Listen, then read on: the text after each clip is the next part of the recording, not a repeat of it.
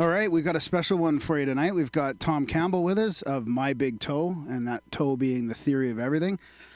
Tom worked with Bob Monroe way back in the early 70s at the Monroe Institute. Most of you guys have probably heard of Tom and definitely heard of the Monroe Institute. We've had a few guests from there on already, and we talk about, extended consciousness all the time. And Tom's been studying this for like 30 years, focusing on the scientifically exploring the properties, boundaries, and abilities of consciousness. And in the meantime, he's also been a scientist as well. He's a physicist. He's got a website, mybigtoe.com, and there's an active forum on there. There's lots of information, tons of YouTube channels. It's really interesting. Tom's been practicing, different states of consciousness for decades and studying it scientifically. So we're really excited to have you on here, Tom. Thanks for coming on. You're quite welcome. Yeah, it was. Go ahead. Good to be here, Darren. Yeah, it's good to finally have you on. Like I mentioned, we've had I've listened to so many of those Hemisync Monroe Institute CDs, and we've had people on. We've talked about out of body experience quite a bit, and so it's good to dig into it a little bit further. And the thing I didn't really mention is, I think a lot of this ends up coming back to one of our favorite topics, which is like the simulation theory or sort of the virtual reality aspect of our reality. But I was thinking of changing up the style a little bit here tonight, and if you don't mind, instead of going like all the way through your background, which is, we could spend probably a half hour just going through that, I was thinking we could probably naturally go back there through the show if we start with what's kind of new and what's going on with some of that stuff. Because a lot of our listeners would have heard of you. They would have heard of your work in the Monroe Institute. And maybe we can end up naturally sort of filling in your backstory a little bit as we go along, but maybe start with sort of some of the latest stuff. Yep, that's fine. Well, if we want to start in the present, then I guess the thing that's the hottest topic right now for me and my work is that I just had a fundraiser, with Kickstart, yep, and raised about $230K in order to do a set of physics experiments, mostly quantum mechanics experiments, that will help validate the model that I have. Nice. Or not. That's the way experiments work. So anyway, what happened is that as I developed over the 35 years or so, you mentioned I developed a theory of consciousness. And then maybe 2 or 3, 4 years after I'd published this theory of consciousness, and of course, I called it a theory of everything because I knew consciousness was fundamental. Yep. Everything else is a subset of consciousness. So it was a theory of everything being a theory of consciousness. But I didn't really know the details of how this theory of consciousness should, say, derive quantum mechanics or relativity or, the rest of physics. But I knew that there must be a connection there. But a couple of years after I got it published, I got the aha moment when I realized, exactly what the connection was. And I realized I understood quantum mechanics now from the perspective of a virtual reality. And my model is based on this reality that we call our physical universe being a virtual reality. So once I understood that, I started looking for other things that are big unknowns in physics. And of course, the next big unknown, other than why quantum mechanics works the way it does, is why is the speed of light a constant? That's the fundamental assumption underneath all of relativity theory. Relativity is just built on that fact. If you take that away, then relativity theory disappears. So no one really understands in physics why speed of light ought to be a constant. Why can't you have a flashlight going very fast and then have it send out a light, and wouldn't the speed of that light be the sum of the two? Yeah. No, it just doesn't matter which direction that flashlight's going. Just doesn't matter. It always comes out C. Well, it didn't take me but a few days to figure out from a virtual reality viewpoint why C absolutely has to be a constant. So then I started looking at the other we call them paradoxes in physics, and also in neuroscience, and some in metaphysics as well. And sure enough, with that understanding, I could solve all these problems. So then I started looking at quantum mechanics a little more thoroughly, started looking at some experiments that, according to my theory, things should work a certain way, and there weren't any experiments to see whether it would or not. So I'm kind of stuck there until I get an experiment done. But if you don't have a few hundred K in your pocket, getting a big name physics department to go do experiments for you is a real hard thing to do. So we just did the Kickstart, we got some money, and now we are going to get these experiments done. Probably within a year, we should have them done. Right now, we're in the phase of searching for somebody competent to do the work, somebody both competent and willing to do the work. So that's kind of the big thing now. There's a set of 5 experiments, and within those 5, there's some subset of other experiments. But what they will do is provide evidence for this being a virtual reality. That is a reality that's information based, okay, or a simulation. You could call it a simulated reality. And they will also provide evidence for consciousness being the computer. So a virtual reality needs a source, needs a computer. So now we don't use the word prove in science much anymore. We kind of let that go after Newton ended up with egg all over his face from Newton's laws, which turned out not to be laws at all, but just approximations within certain realms of interaction. So science now talks about evidence, and these experiments should lend some strong evidence to the idea that we're living in a virtual reality and that consciousness is the computer. Now that's a very different viewpoint of virtual reality than what you're going to get from the Elon Musk crowd, which is really based on, the Englishman Nick Bostrom. Yeah. Nick Bostrom, about a decade and a half ago, around 2000, Nick Bostrom wrote a paper talking about logically, it seemed like a very positive probability that we were living in a virtual reality, but it was all logic based. And once he said that, a lot of people tended to agree with him because it was logical. But this idea of, well, if that's the case, then how is it that this could be a virtual reality? Where's the computer? What could be computing it? And because everybody pretty much is a materialist at heart, even if they don't think so, because we just, you breathe the air and you live in this space, in this culture. Yeah, you feel the table, which is hard, but it's really just empty space and we just can't help but absorb that idea that this is a materialistic place. So their idea was that there must be some future humans that are engaging in some nostalgia, creating this virtual reality. But that fails logically on a couple of points. So I'm just telling you listeners, don't confuse that kind of virtual reality with what I'm talking about, which is really a kind of a top-down approach to deriving everything, not only science and quantum mechanics and relativity, but also metaphysics, also philosophy, also theology. It seems that it all comes out of this idea of consciousness. So that's kind of where I am. It's an exciting time for me because these experiments will do one of two things. They'll either show that the ideas I have now are correct, or they'll show they're not correct and I need to work on some other ideas that that are better. But that's how science works. You get to a point where you don't know, well, is this idea I have right or not? Well, it's hard to tell. Yes, you do an experiment, and if you can if you can put it into physical terms, where an experiment will tell you whether it's right or not, then you can move on. So that's where I am, kind of in that stuck place as far as deriving quantum mechanics, and I need these experiments to unstick me. Whether they tell me I'm right or wrong isn't so much the issue as I'll get going again. If it's right, then I'll expand. If it's wrong, I'll look for a different viewpoint.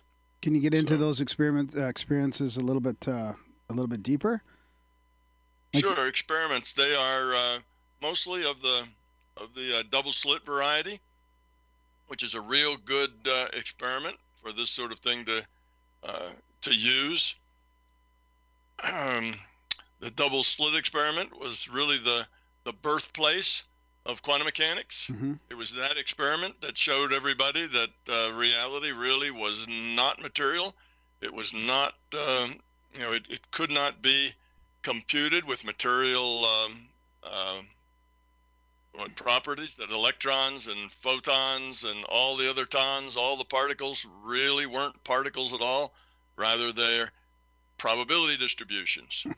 And that was what quantum mechanics, told us. If you want to calculate the right answer, then you start with the assumption that particles aren't particles, that they are probability distributions.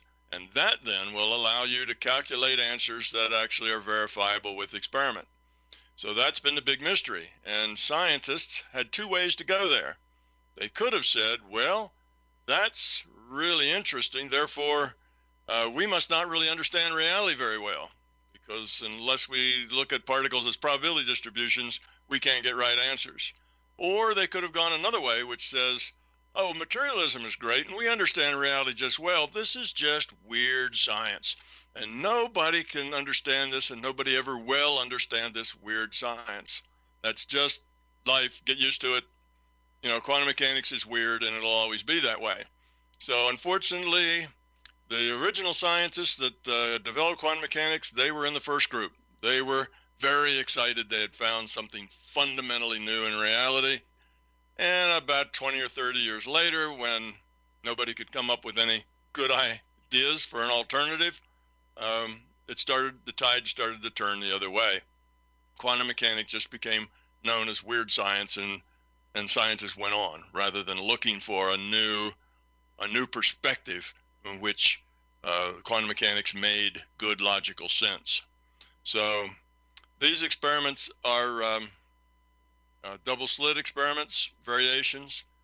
Richard Feynman, I won't quote, because to quote you have to be exact, but it's very close to what he said, and that is the double slit experiments holds the secrets of quantum mechanics. Everything that we don't really understand about quantum mechanics and makes it weird science, it's right there in the double slit experiment. If we could understand that, we'd understand it all. So that's what makes the double slit a really good thing.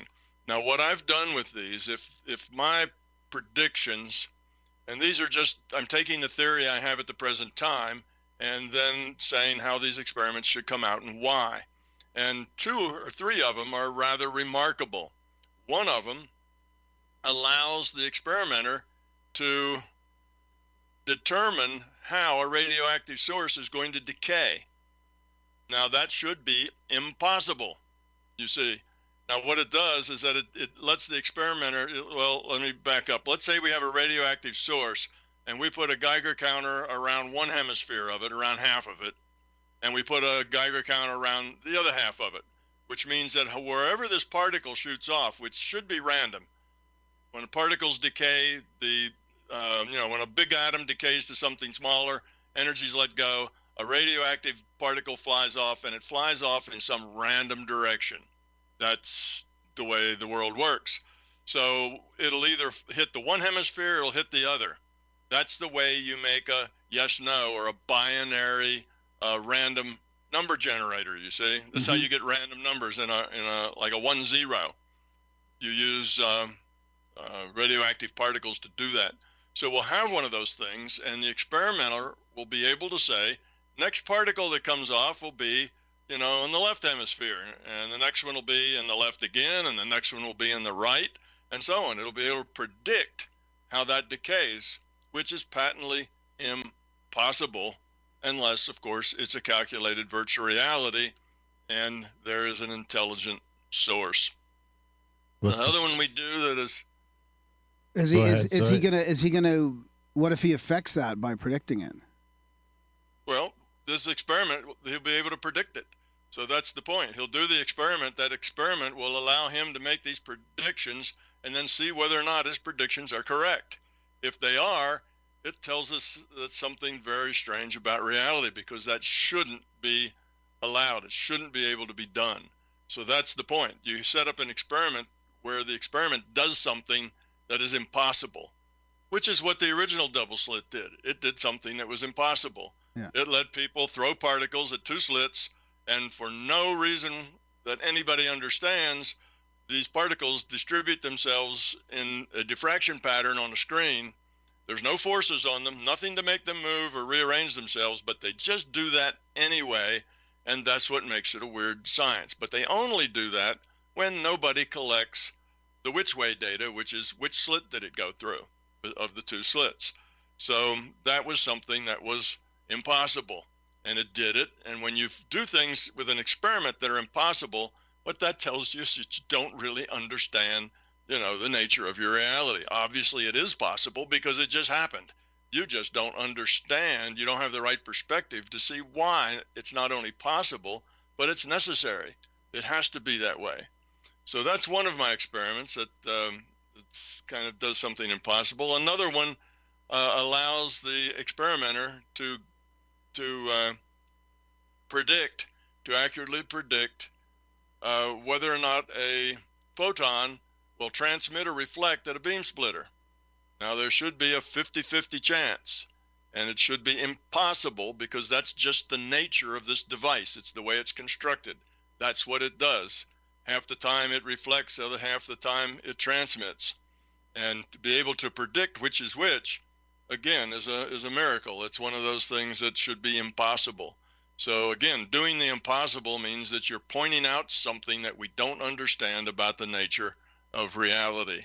And these two things, not only will they lend a lot of evidence to a virtual reality because they can both be explained very easily with a virtual reality, but they also will lend some evidence to consciousness as the computer, because they can be done with consciousness in the loop, changing the experiment as you go, and you'll see that the pattern will change relative to the way the experimenter changes. So it connects it to consciousness.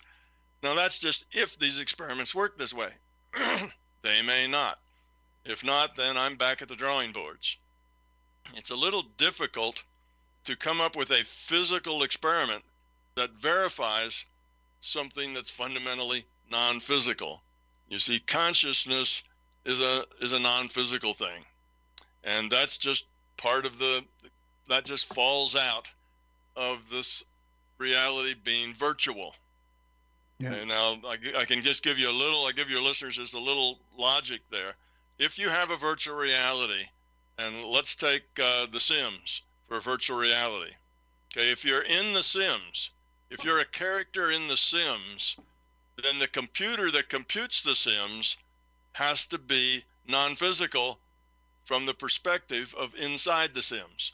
To the Sims characters, the computer that computes The Sims has to be non-physical. In other words, the computer can't be inside the virtual reality it's computing. All right, that seems pretty obvious. It's the same thing with the consciousness. The consciousness in the Sims game is the player. The player makes all the choices for the Sims character. The Sims character is called an avatar. Okay, the consciousness cannot be inside the virtual reality. So does that mean I'm an avatar? Well, who do you mean by I'm? I'm a physical body. Darren. Yes. Yeah. Darren Grimes, podcaster. Exactly. That means your physical body is an avatar, and that the choices that are being made that just told you to raise your hand and point at yourself and say the word Darren, those choices are made by your consciousness. And consciousness, by definition of virtual reality, has to be non-physical from the perspective of inside the virtual reality. So do you think I'm outside of this thing, like controlling it from the outside somehow, or do you think this could be something more pre-programmed on the shelf and I'm just some sort of projection of technology? Well, I think that you are an individuated unit of consciousness that has been, what can we say, immersively connected or logged on to your body as a avatar to play. And this immersiveness is such that it thinks it is your body, because the only information that it can remember in its whole existence is responding to your sense data. Okay, Jeez. so just like if you are playing again a Sims character, what you respond to is the Sims character's sense data, what the Sims character sees, what the Sims character hears, what the Sims character, runs into or touches or feels. And the consciousness then is basically in a communication with the computer. So you as consciousness playing Sims interact with a computer. The actual Sims game itself, the virtual reality of the Sims, only exists in the minds of the players. You see, it doesn't actually exist in some, in some world. It only exists in the minds of the players. So yes, that's a big step to take. That is that you are your consciousness. Your consciousness, your body's an avatar, and your consciousness is making all the choices. Your conscious what animates you. I'm the imagination of myself. Yeah, see, but that's where free will. That's because when I've heard you talk about this before, I was thinking of if this is an analogy to like The Sims and that we are in a virtual reality, and I have my avatar here, but my consciousness is somewhere else, connected to everybody else's consciousness or connected to something bigger.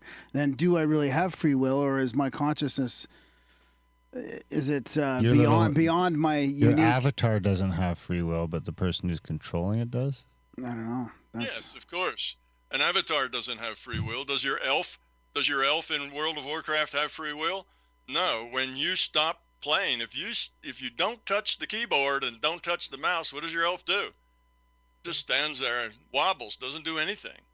Can't do anything. He doesn't have any free will to say, well, I think I'm going to go over and sit down till my player comes back from lunch. It doesn't do that. It just stands there and wobbles. It does nothing. Brody thinks that his elf is still playing in the computer without him. No, but like they do stuff. Like they'll dance and they'll sit down. Oh, they'll dance. Okay, so that's all Pre-programmed. So, yeah. I can get on board with that. You do have free will. Free will's necessary. Consciousness and free will go together.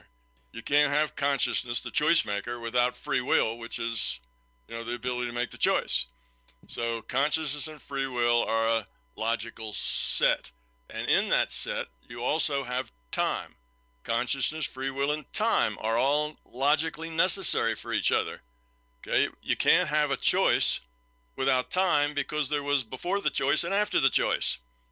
That defines time. Change defines time. So if there is choice, then there has to be consciousness and there has to be time. So all of those go together, and the opposite end of that, the things that are antithetical to that, are materialism, determinism, okay? And if you have materialism, you have to have determinism. Those two are a logical set. And if you have those two, you have to also state that there is no time and there is no consciousness, that both time and consciousness are illusions. So those are the two opposite logical poles. You either have consciousness, free will, and time, or you have materialism, determinism, and time and free will are both, and consciousness are all illusions. And if you go with that, the evidence that you've seen and that we've talked about on the show lots, near-death experiences, out-of-body experiences, past lives. I mean, that shows us that it can't be materialism and determinism. Exactly, and just our everyday experience.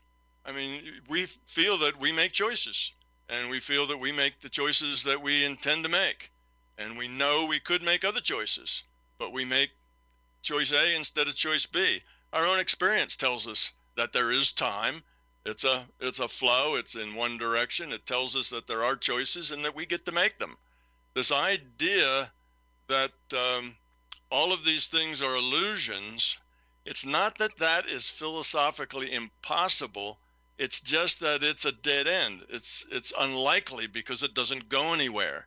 You see, if there is no free will and you have determinism and everything's materialistic, all right, what's next? Nothing.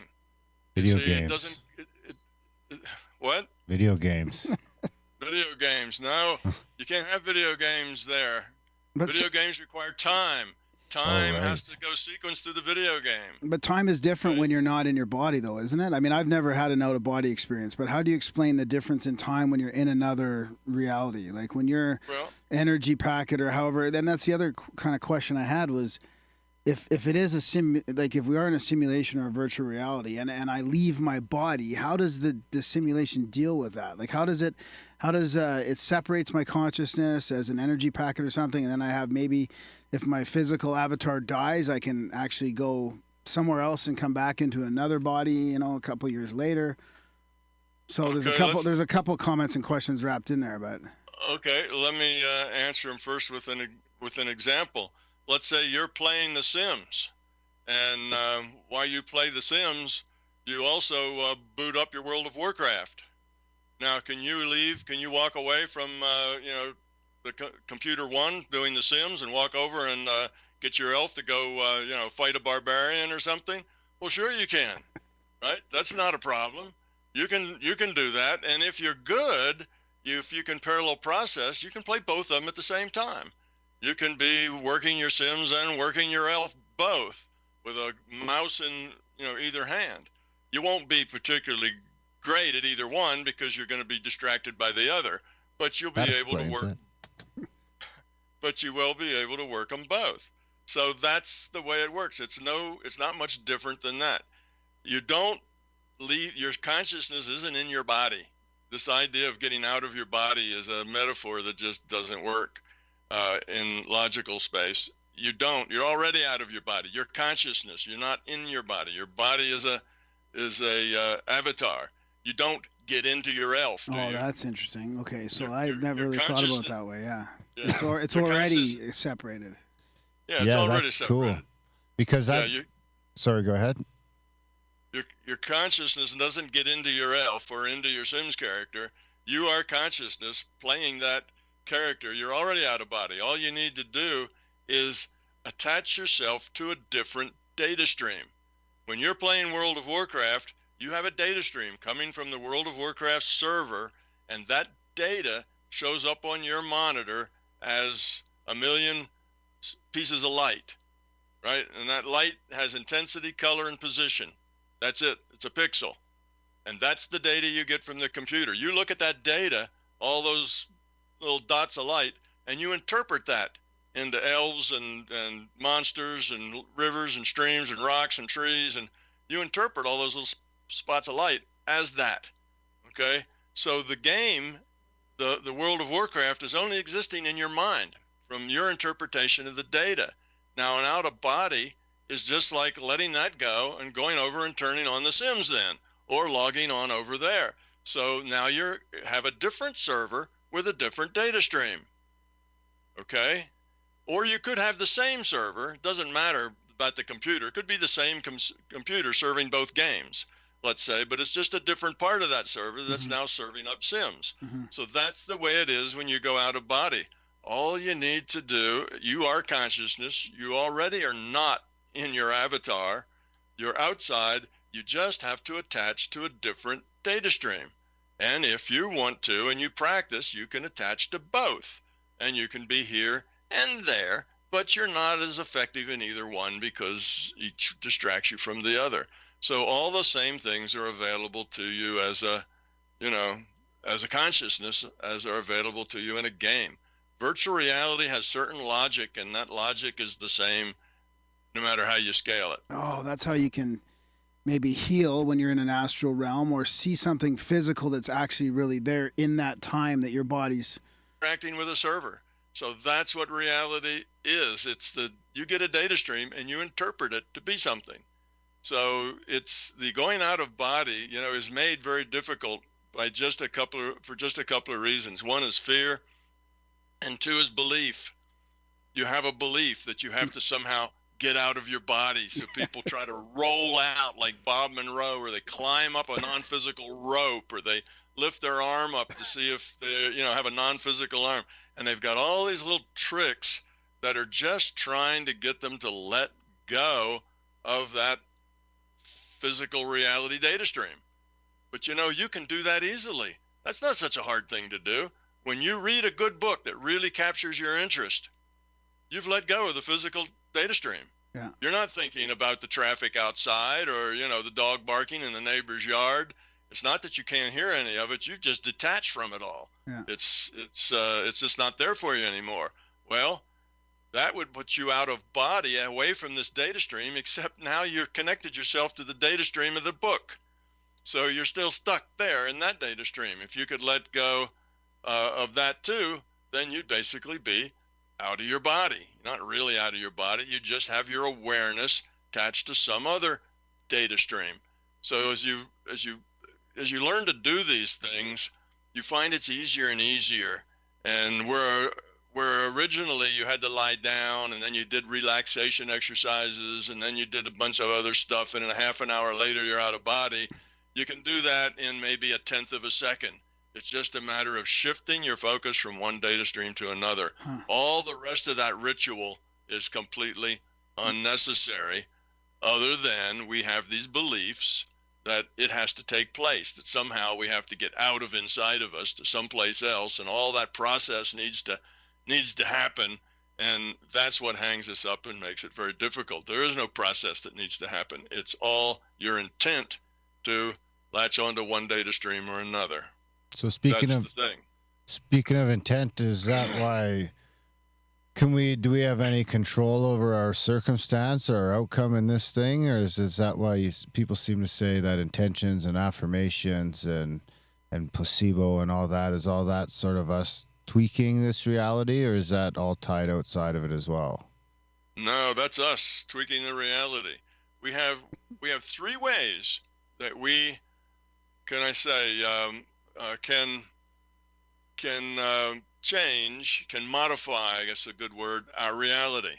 Now, it doesn't mean we control our reality, but there are ways that we can modify it sometimes. And I can tell you when one of the sometimes you can and one of the sometimes that you're not likely to.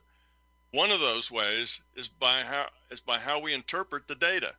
Remember, you get a data stream and you look at all those pixels and you say, aha, World of Warcraft, look, there's my elf, and he's swimming in a stream. I need to keep his head up or he'll drown. You interpret the pixels to be something and you interact with it accordingly. Well, how you interpret that data creates that reality. So the reality you're in right now is created in large extent by just how you interpret the data. You see, you can't share an experience. You have an experience, but you can't share it directly. All you can share is a description of your experience. So you can take your experience, you can describe it to somebody. Oh, I felt like this and I felt like that. And they can listen to your description and they'll interpret that description in terms of their own experience. And what they get out of that, their reality view, is their interpretation of your experience. You see? Yep. So experience is individual. It's personal. And our reality is our interpretation of the data we get. That's what we see. That's why, women are from Venus and men are from Mars, because they interpret things differently. They hear the same data, but they come to different conclusions about what it means. But that's the interpretation. Yes. That's the incoming stream. Right. What about like what Darren was talking about with the intention and let's say like affirmation, all that would be your outgoing, right? So then you're explain how that relates. No, I'm gonna do both of those, but that's one. And what that does is actually changes your reality. Your reality. There is no reality other than what's in your mind. Your perception. You create the reality in your mind. That's it. So when you interpret that data a particular way, to you, that is your reality. It's not like there's some other reality out there that's truth and you just didn't interpret it right. Your interpretation is your reality. So that's one way. And another way is through our behavior, because if we change our behavior, we change the way people interact with us. And of course, then that changes our reality. But the way that's the kind of the niftiest way, the one you're getting at, is that our intent can modify future probability. Okay, so if there is no, the future isn't a done deal. The future is just probabilistic. And any one time there may be, in a particular instance, there may be 5 different things that are likely to happen there, that are possible that could happen there. Some of them are more likely than others. Which one's actually going to happen when we get to the present? So I'm talking about a database of all the things that could happen and the probability that they would. So we have this thing I call the probable future database. Just probability. Those probabilities change.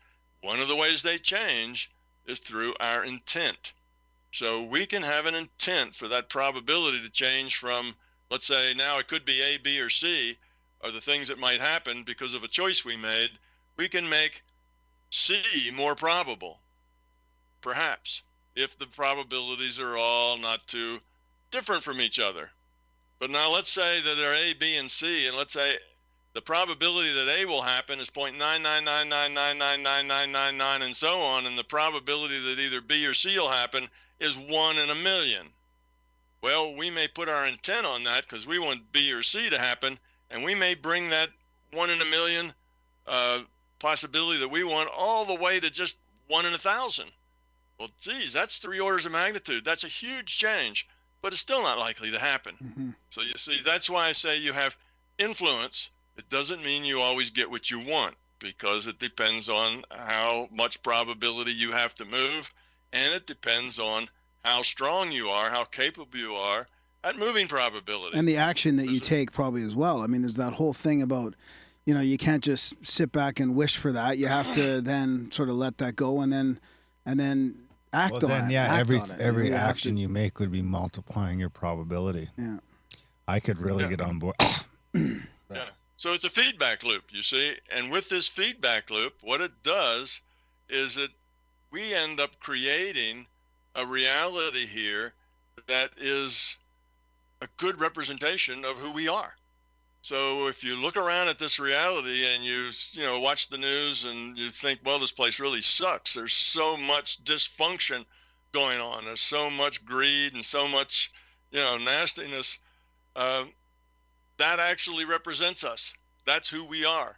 If you look at humanity, then that's the average quality of our consciousness. So what you see is pretty much what we get, because we manifest things with our intent. We modify them with our intent. Now, everybody doesn't get what they want. You're not a master of your reality in that way. You have free will only to make the choices that you realize that the choices are there. That's all free will is. So free will, if there's 20 things that you might do when you come to this crossroads and you're only aware of 10 of them, well, your free will is to make the choice among those 10. That's it. You see, free will doesn't mean you get anything you want. It just means you get to choose from the choices that you know about. So free will grows and gets smaller and gets bigger as your reality gets smaller and gets bigger. As you grow up, as your perspective and viewpoint gets bigger, you have more choices, a larger decision space, a bigger understanding, that sort of thing. So that's kind of where we are. Yes, we can modify future probability. That's how the placebo effect works. That's how healing with your intent works. That's how making it more likely that there's going to be a sunny day for your company picnic rather than a rainy day works. You have a whole lot of people trying to put their thoughts, their intent to it being sunny, that works. But on the other hand, if you have a whole lot of people who are fearful that it's going to rain and mess everything up, well, that will help it raise the probability of it raining. So people who are positive tend to live positive lives. People who are negative tend to manifest negative stuff because we influence what happens with our thoughts. What do you think about the sort of new agey explanation of how that physically works? Like actually changing your vibration, and if you come into an authenticity of intent for something good or love instead of fear, that your vibration actually changes and it resonates with something, and it actually kind of goes out into the universe and resonates with something, and affects the change like almost physically. Yeah, well, all the mechanics of that, like vibration and going out to the universe and all of that, is nonsense. But the effect of it, that it actually works, is not nonsense. Yeah. Yes. If you can use your intent, and you will raise the probability that those things will happen. And it's the same if you're negative. If you are fearful, that raises the probability that those fearful things will happen. It works either way. And though the new agers don't really understand the mechanism, they do understand the fact that that works. Yeah. And it works better if you are working out of your being level, not out of your intellect. In other words, the being level is what you just called authentic. You work out of an authentic self at your core of your being. Now you're a lot more powerful than if you're working out of your intellect. You work out of your intellect, you're just making wishes. You know, throw a penny in the wishing well and wish for wealth or something, hardly ever works. But that's because it all comes out of your intellect, which is not a powerful way to modify future probability. The other thing is you have to have a very clear, focused mind. And for that, we usually recommend meditation. Get rid of the noise. If you get the noise out of your mind, you will be able to put more intent into it, a clearer intent, a more focused intent. So those are the things that make you more or less powerful as a modifier of future probability. Yeah, that's interesting. Is there any way of hack or improving those odds? Like, can you can you increase your influence through with emotion or by getting it into your subconscious somehow, or like is there belief help, or like is there any way of upping those odds? The only way to up those odds that you are going to be effective is to get rid of your fear, get rid of your beliefs, get rid of your ego, because that's all the stuff that creates entropy in your system. That's the noise. That creates all the noisy stuff. Be able to set all of your immediate concerns aside and not continue to process them. And if you do that, then yes, you can make yourself many, many times more effective than if you don't do those things. But the idea that a belief can help comes from the idea that a belief or a tool can help you focus your intent. All right. Let's say, for instance, light workers. We probably all heard that out of the New Age community. These are people that have that heal people, and they do it by taking beams of white light and burning away the negative, bad health stuff. Okay. You guys seem busy there for. No, it's okay. Just we're just trying to fix something here. Okay. So that's part of that whole increasing intent and belief is right. Yeah. So you believe, yeah, so that's just a tool. There is no light. Okay? There is no light. There are no light beams. There is no black stuff that's the ill health. All of those are metaphors. And if you set those metaphors up, then you create tools that will help you focus your intent. So yes, in that sense, you might say you're making beliefs. But you're not really. If you think it's a belief, it probably makes it weaker. The idea is that it's just a tool that helps focus your intent. That black spots being the bad health, the light beams being the thing that gets rid of them, and so on, are just metaphors. So metaphors are very powerful because it helps change and modify our intent. So that's how you beat the system or hack the system, if you will. You just make yourself a more powerful player.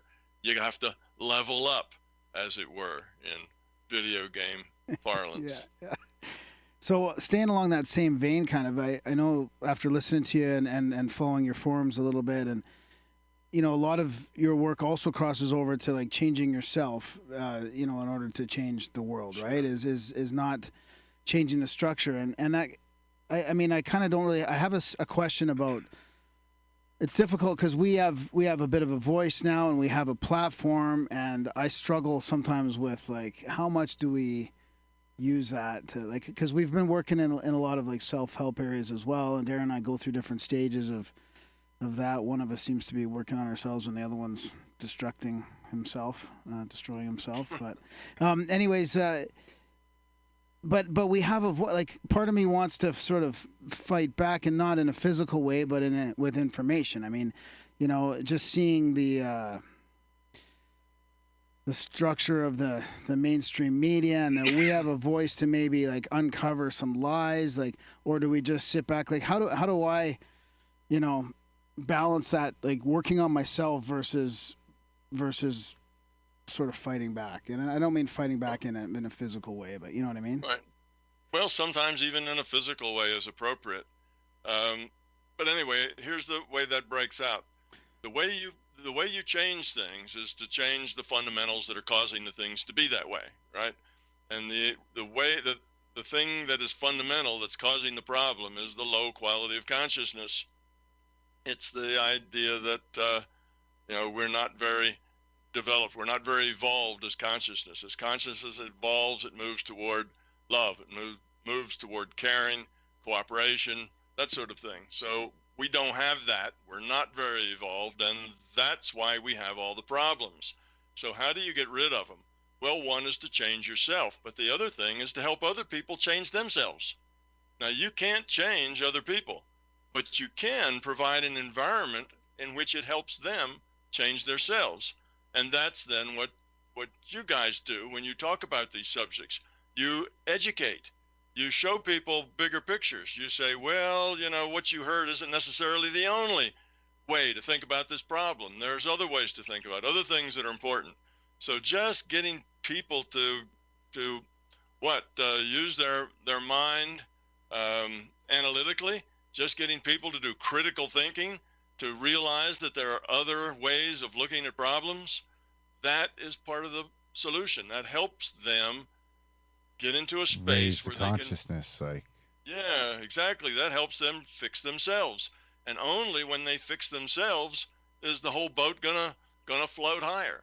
So yes, the only way to fix these problems is for the people to grow up and change themselves, but that requires an awful lot of education and people seeing bigger pictures. And that's why when you talk about these things, it's not that you can make anybody grow up, but at least you give them some information that raises the probability, maybe even just a little, that they will put the dots together and grow themselves up. So education's important. It's an important part of it. And, you mentioned that you kind of backed away from, well, I don't mean actually physically fight, but sometimes that's necessary. My philosophy, though it's a philosophy of becoming love, is not a pacifist philosophy. It's a philosophy that has to do with taking those actions, having those intents that minimize entropy for self and for the whole.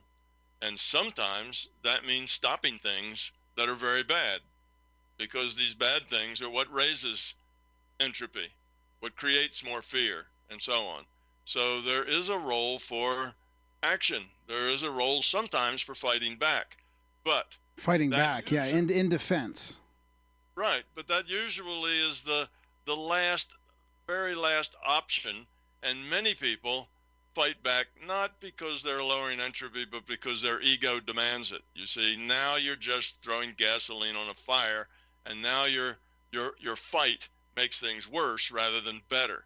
So it depends. There's not a way to know for sure exactly what your motivation is for most people, because they're so confused by their fear and ego and beliefs that they don't really have an authentic self yet. Yeah. And it's a little difficult for them. Huh. So you gotta get there first before you make any big decisions. I think that's a good idea. You need to grow up yourself, because the more you grow up, the more successful you will be at giving other people an environment in which they can grow up. Because if you just aren't very grown up, but you think you are, well, all the ways that you're going to things you're going to do to help other people grow up will probably be counterproductive. Like, you'll say, well, I figured all this out, and now you start lecturing people and tell them how to live and, what's right and what's wrong, and point out all the things they're doing wrong. Well, that's going to make it worse, not better. You can't push people, bully people, give lectures to people to help them grow up. You just have to give them information they can use, and then let them make their own choices. They have free will. It has to be their choice. Yeah. I really don't know how to ask this question, but I think you'll get the point. But I feel like you've seen materialism decline over the decades. I'm sure that it's getting to the point where another 10 or 20 years and we'll be living in a different paradigm as far as consciousness goes.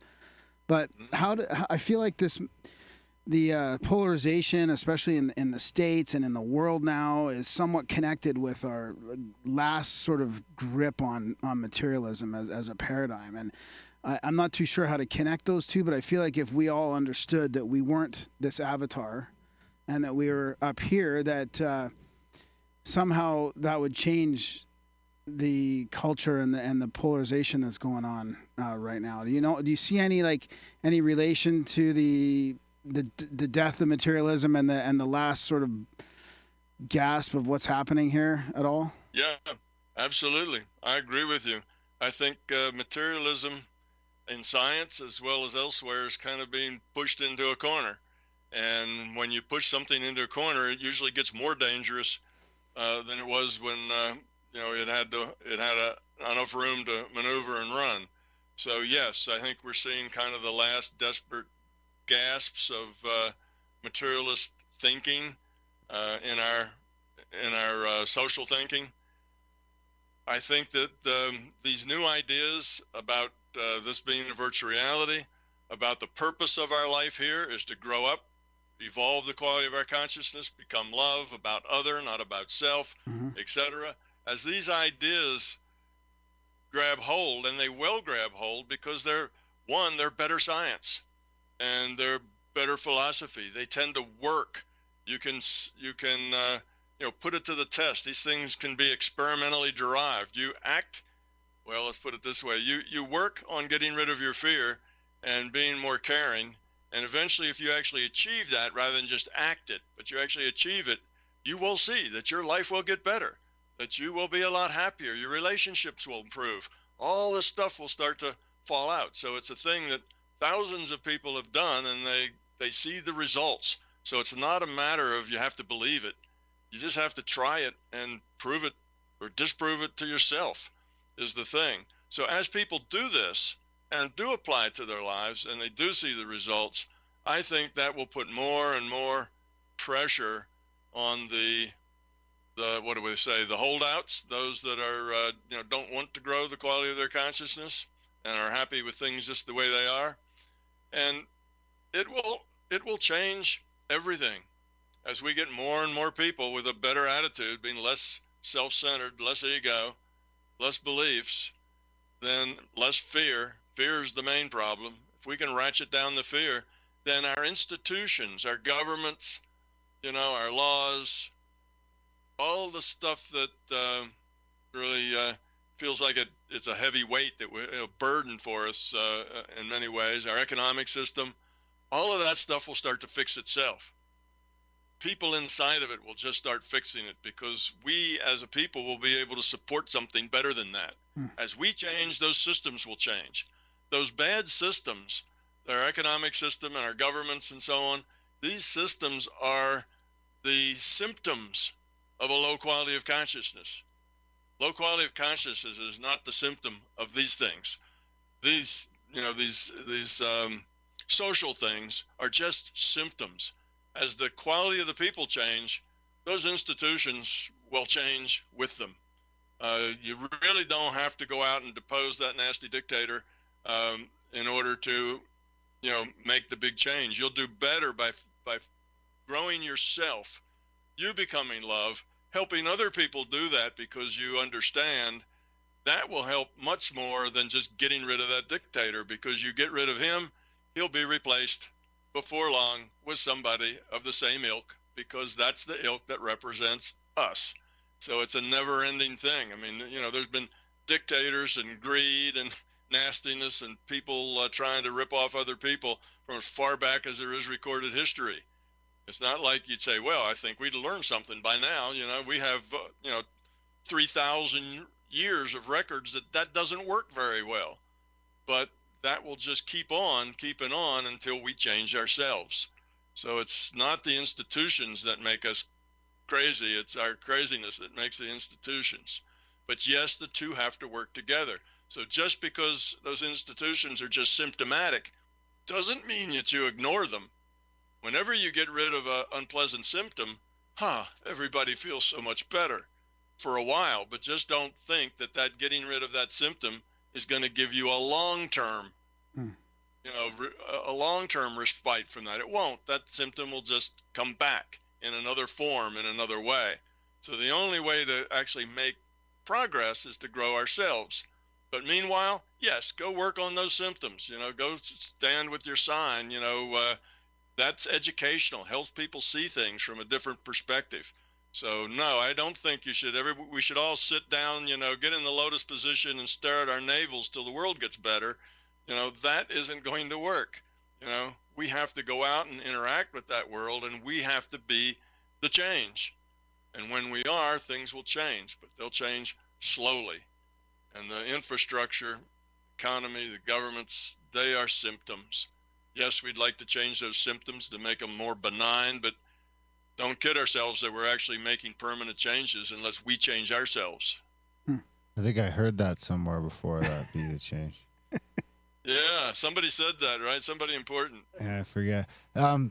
Speaking of that, that was Gandhi, I believe. Gandhi said, right. Be the change you want to see in the world. Is there any other clues in religion that you've noticed that are kind of pointing to this same conclusion? Because have you looked into that angle of it at all? Is that like... Yeah, no, religion was kind of an odd thing for me. I came from science. I'm a physicist, and I started studying this stuff when I was in my, middle to late 20s. That's when I started hanging out with Bob Monroe and learning to go out of body and figuring all this stuff out. And at that time, when you're a young physicist, you pretty much think religion is a bad idea. Religion is something that we'd all do a lot better if you got rid of it. It creates a lot of trouble and a lot of warring and a lot of bad attitudes and so on. But fast forward 5 or 10 years later, and I'm seeing that many of the things that I'm learning, many of the truths that I'm uncovering with my own experience, kind of fit right into what many of those religions have been saying, for the last 2,000 years. God is love. Well, God's the metaphor that they use, and I saw the patterns that most religions have a core ethical understanding of being nice, turning the other cheek, being positive, caring about other, treating others the way you'd like to be treated, and so on. So a lot of these same places I was going, religion had already been there ahead of me and already figured that out. Of course, they also have added a whole lot of dogma and ritual and other nonsense to it, and they've also gotten their egos so wound up about their dogma that they want to kill each other for being different. So it's got its negative side as well. But I redid my assessment of religion from my physicist view and realized that the core values there are actually real stuff. That is the way the world works. That is the way we go forward, is caring about each other, not being so self-centered. And most of the fundamental, the major religions have that at their core. So yes, a religious path is a viable, real path to growing up. You just have to not get caught in the dogma and the ritual and the other nonsense that's there. But if you can make it a spiritual path and a religious path, they're not incompatible. That's just one way of many. It kind of leads to the question I was going to ask, was about another one that's hard for me to ask, but it's kind of about the hierarchy of beings or entities. Like how does that fit in with the simulation theory and the whole consciousness thing? If I mean, a lot of those entities that people see in another realm, like whether it's the astral realm or whatever, is they have religious connotations. It could be Jesus or the Christ consciousness or something like that, or even lower level like demons or devils or whatever. How does that fit into the whole thing? Isn't that kind of a sort of a stick in the spokes in a way? No. Excuse me. What people see are metaphors. Okay, in the out of body, much of what you'll see is metaphorical. It's not like going to Chicago. When you go to Chicago, you see Chicago just the way Chicago's built. And everybody that goes to Chicago sees the same, black spot on the sidewalk, exactly, at that intersection. It's just the way it is. When you go out of body, it's not like going to Chicago at all. You interact with a data stream. This data stream is probably given to you by the same computer that does, our virtual reality. We just call that computer the larger consciousness system, right? So you get this data stream, and the data stream tends to be things that will help you grow up, things that will help you see bigger pictures. Okay, so it's another learning adventure, if you will. And what you interpret that to be has a lot to do with what you bring to the table. If you're a very fearful person, and if you have fear in the back of your mind about, what if I don't get back? What if I die while I'm out there? What if monsters get me? What if evil entities come and scoop me up? What if I get possessed? And if you have all of these negative things, then you will find scary stuff there. You will find monsters, you will find things that are unsavory, you'll find black figures with glowing red eyes and, fangs and whatever. You'll find all that stuff because that is you creating metaphors for your own fear. Wow. Now here, I said that we have our intents modify future probability. There, your intents outright manifest what that intention is right in front of your face. It's a much, much faster process there because it's a much looser rule set. There's not so many rules that have to be met. And so if you go there fearful, you'll find fearful things. Can you get things accomplished there at all? Like, can you go there and do something and have an effect here where you've got a bigger effect? Yes, you can. Like, can I go in there and learn Taekwondo and then come back here and be better at it? Well, you probably could do that if you practiced it there. You can do that just in your mind. Just talk about your imagination. That if let's say you have to give a speech, and you're going to give a speech to 1,000 people, and you don't give speeches very often to many people, and you're scared to death about standing up in front of 1,000 people and having to talk and not making yourself look like an idiot. So you go into your imagination and you give that speech, and you give it again and again, and you speak out loud to people, to your imaginary audience. And after you've done that a few dozen times, your fear will reside, and you'll become a really good, you'll do really well with that speech. So yes, working in a non-physical, in this case an imaginary reality, produces results. You can learn in any reality. All of these experiential realities we get into, out of body, lucid dreaming, regular dreaming, all of those realities are places where we can make choices and learn from those choices. So if you want to go to a place where you have to come with some knowledge. You're not going to go there and swallow a pill and become a master martial artist. But if you go there with ideas and concepts and ways of moving and things to execute and practice them there, indeed, yes, you will get better at it. Matter of fact, most athletes, really good athletes, Olympic, the people that make, the top middle of the Olympics, those people will tell you that their edge, what makes them tend to be winners, is mental. That the game they're playing, it's mostly mental. It's not physical. You can only do so much with the physical. You can train to where the physical can move on its own without you having to think. In other words, you can work out of the being level from the physical. Get your mind out of it.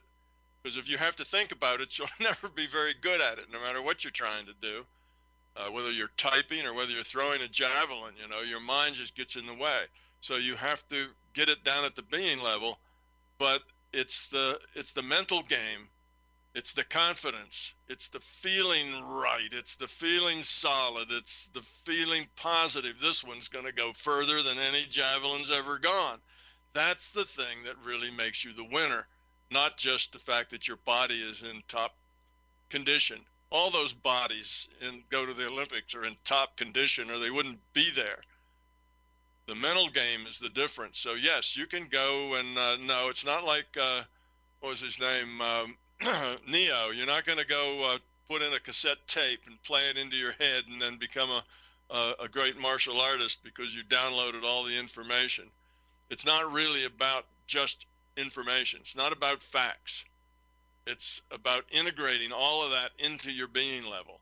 And we do that with repetition and with practice, which is why doing that speech 100 times in your imagination makes you better at it. And going through all of those martial arts moves, when there's no opponent, just doing it in your mind or doing it by yourself, all of that helps. It's all part of a process of repetition that helps get it down to your being level. And yes, you can learn there. The whole reason I wrote the book about consciousness was because I did research there. I figured these things out, not because I had sat down and thought about it. I figured these out because I could go to that non-physical place exactly the same way, change a variable, do exactly the same thing, and see what difference that changed variable made. Wow. And you have to do that hundreds and hundreds and hundreds of times, and eventually you can figure out what affects what and what the limitations are and why. So that's why, after doing that for some 35 years, I decided I knew enough about it to write the book. Yeah. And that's why it was a book about consciousness, really. It wasn't a book about physics. It was a book about consciousness. Knowing consciousness was the fundamental thing, but it was just from a lot of research. And no, I don't think I would ever have figured it out if I had to figure it out from the outside.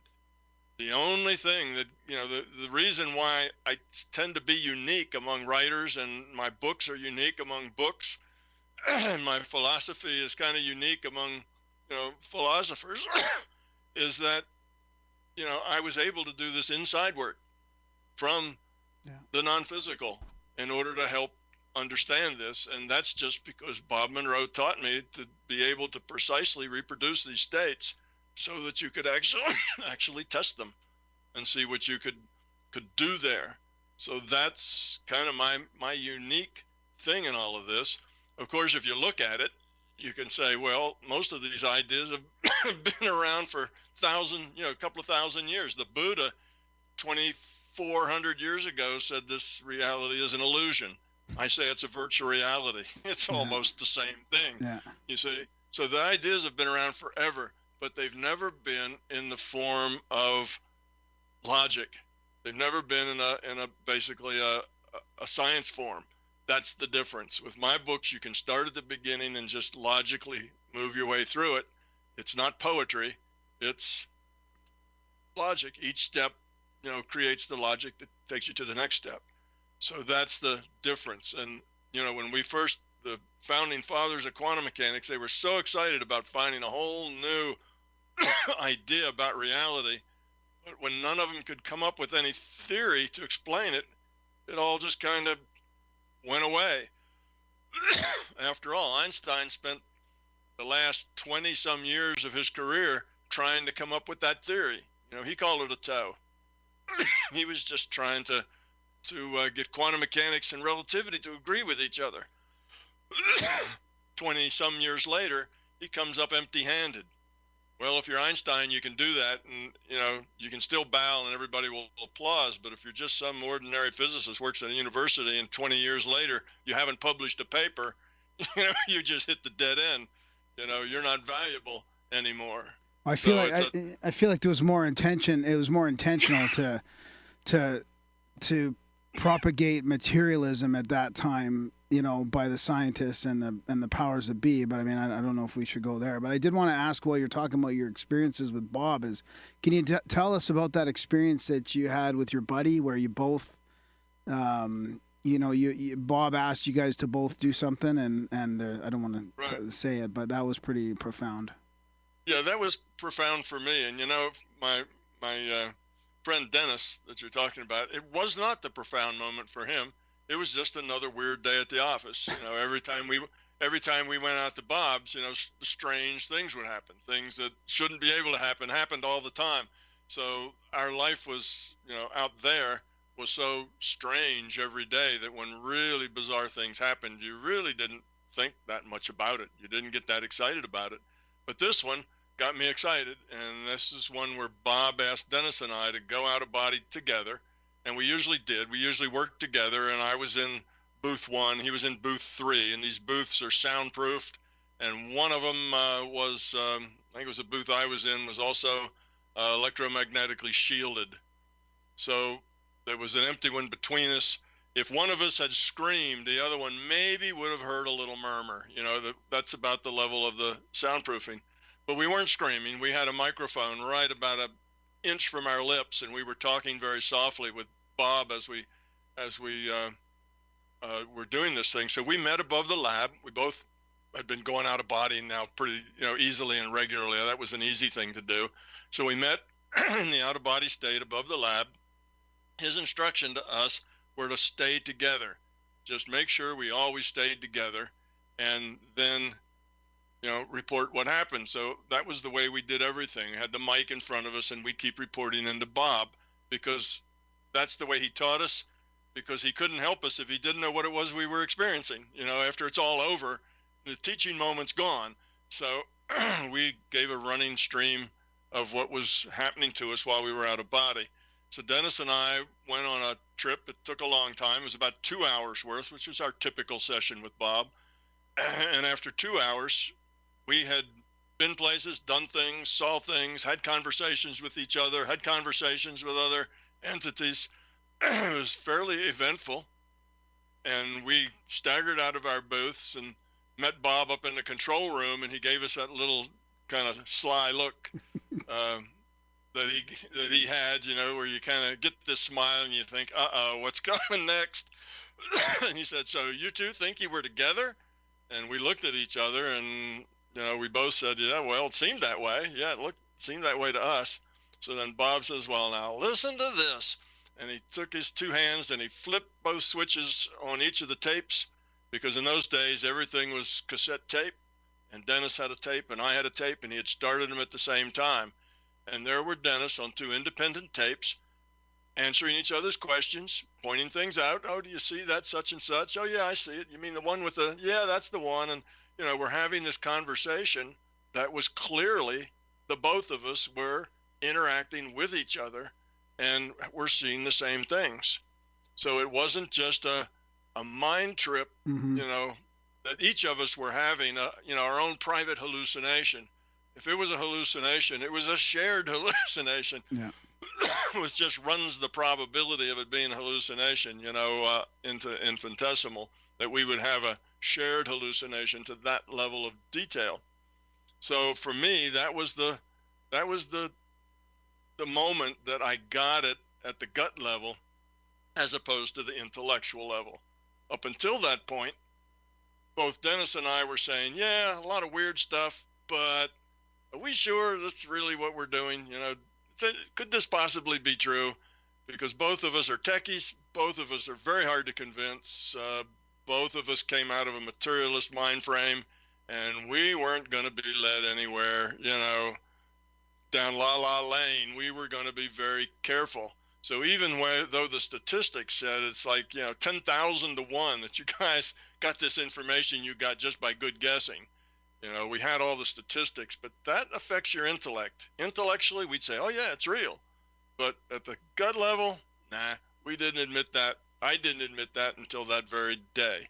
And when that happened, then I was done asking, is it real? Yeah. It was real, and I didn't have to question it anymore, because there was no other way to explain that other than that we were communicating. And we were seeing strange things that, were very unworldly, which means it's not stuff that we would both likely make up. If both of you say, well, I'm in a cloud and I see a black box, well, that's not very evidential. But if you see very, peculiar things that are not really here, so they're not in your, it's not in your reference. Memory. Yeah, it's not in your experience, yeah. Yeah, it's not in your experience, it's not in your memory, and then the two of us are seeing those same things at the same time with the same description and interacting with each other over it, then to me that said that it was real. What we were seeing was something that was real. Well, we were both attached to the same data stream, and we were attached to the same data stream from being at the same position. We were together. So that's what you get. And that was a real big one for me. Dennis got to his real big moment, I don't know, about a year later. I don't remember exactly what tipped him over, but like I say, to Dennis, that was just another weird day at the lab. To me, that was the final straw, that finally broke the camel's back. Yeah, thanks for sharing that. I wanted to get back to the part about the fear and the love and the entities. Like, it's easy to just to say that, like, oh, if you it's all about your what you bring into that encounter or bring into that, the fear and love. But how do you recommend somebody gets out of that? I mean, can you imagine people that wake up in sleep paralysis and there's an entity over them, or people that experience that and it's probably an instant. I mean, it doesn't happen to me, but people that listen to the show, people that we know, and it's probably an instant fear reaction. I mean, how do you prep? And how do you prep for that next encounter with, let's say, just a demon or a devil or whatever, somebody that's going to attack you while you're frozen in bed? Like, how do you prep for that to try You prep for that with courage. You have to say, I'm going to go do this. I'm going to experience it. Whatever's going to happen is going to happen. And I'll accept that. I'm going to do it anyway. I'm not going to run away. I'm going to connect. I'm going to engage with whatever I find and deal with it. And if you make that commitment, now when I was first going out to Bob's, I guess I'd started going out to Bob's. I had something come to me and basically asked me that question. Said, what if you don't return? Are you ready for that? I had a baby that was like 3 or 4 or 5 years old. I had a wife. I was in school. I had things. At that time I wasn't in school. I was at work. I had responsibilities. So this idea of just not coming back was a pretty big idea. But I thought about it for a couple of weeks, came to the conclusion that this was my path. I thought everything would be fine, but if that's what happened and I just didn't come back, well, everybody would have to adjust. And I'm going to do this thing anyway because it's something I felt I needed to do. Now, that's just me. So the next time something big and scary showed up, I gave it a hug, a kiss on the cheek, and told it to have a nice day. And it just goes poof and disappears. You see? So I got a lot of fear tests around that then for the next month or 2 months. I got a lot of fear tests. A lot of scary stuff would show up just to see if it could chase me home. And I just didn't let it. And then eventually all that just goes away. So the problem is that if you are fearful, you will find very scary things there. And if you find very scary things there, you will be worse off than if you had never tried to go out of body in the first place, because now you'll be more frightened than you were before you started. Fear is the enemy. Fear is the thing we have to overcome. Fear is the problem. So something that leaves you with more fear is not a good thing to do. So the system has what I call fear tests, and that is if you're getting into that realm and you still have too much fear, you're likely to have a fear test, which is some boogeyman or some black thing at the end of your bed with red glowing eyes or something like that just twangs your fear. You flunk the fear test when it throws you into a panic and you run, then that keeps you out. It's a good way to keep people out that aren't really ready to be there. Well, what if it's people that aren't intending to be there? They don't want to go out of body. It's happening. I mean, does the same thing apply if it's just happening to you, coming out into a hypnagogic state or whatever, or you're stuck in sleep paralysis? Like, same kind of principles apply then? Yeah, same kind of things apply. If it's just happening to you anyway, then you probably either are ready or you're within reach of getting to be ready. Yeah. So it's something for you to work with. Yeah. So if you had a sleep paralysis, don't panic. Just realize that, well, my senses, my body, it senses this avatar, right, runs on a rule set. It doesn't have any input. So when it doesn't have any input, what does it do? Well, it doesn't do anything. And what does it mean when you're paralyzed? It means your sensory stuff isn't doing anything. Well, good. That's what you want. That's your first step, in getting rid of this data stream, of getting out of this physical, is to let the physical go. So being paralyzed means you're not operative here. See that as a good thing. See that as something positive, not a scary thing. if you have a lot of vibration and noise and electrical shocks, just let them be. Ride them out. Say, all right, I'm on the bucking bronco. I'm not going to let go, and I'm not going to fall off. And you just ride it out, and eventually the system will say, well, okay, you pass, and it'll let you go. So Yeah. that's the way you treat that. You just, don't show the fear. Fear just attracts those things, and I shouldn't really say it that way. Attracts those things that would, kick you. It's like a big kick me sign, that somebody sticks on your back. Fear's something that just attracts fear. Fearful things will happen. Yeah. Now I've been, approached many times, dozens and dozens of times, probably 100 times, by people who feel that they have been attacked by or have some kind of physical entity attached to them, some kind of parasite, non-physical, sucking out their energy. They've got all kinds of symptoms. The symptoms go from their hair stands on end. They can feel their skin crawling, like bugs are crawling underneath their skin. They hear voices. They can't sleep at night. They have panic attacks. They can't concentrate because these things keep butting into their life. Eventually, these people get to the point of being non-functional. They can't work. They can't sleep. They can't really do anything. If you can't work, you can't pay the bills. If you can't sleep, you really can't work or anything else. So they're searching and searching for somebody that can help them. And they've been to all sorts of people, and nothing really works. And in the beginning, I saw what they saw. I'd look and I'd say, yeah, I see a couple of entities hanging around you, and they're not very friendly. And I would see those entities. It took me a long time working with them, because getting rid of an entity is really not that hard to do. And manipulating things in a non-physical is really pretty easy. And I'd find that I could get rid of these things, but they would always come back. I couldn't make them stay away.